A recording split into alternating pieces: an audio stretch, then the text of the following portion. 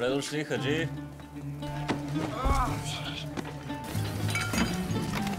Малко ли ви беше пустинята? Тук хората житни зърна броят. Той хаджилък тръгнал да прави. Кой ще ме гледа в това време? Тебе те взима сина на чорбаджията. Ще зяпат. Тато, Елица ме чака. Що ме за сватба? Жените са търпеливи.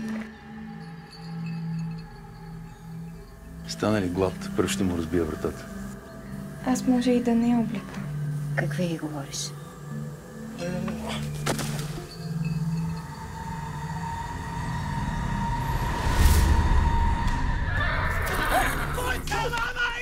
Нещо много лошо става от татъка Балкана.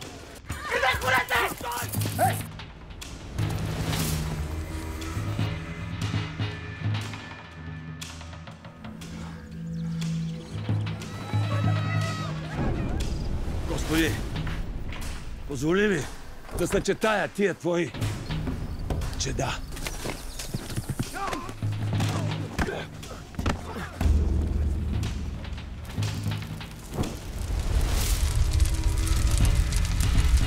Чувате да ви поради!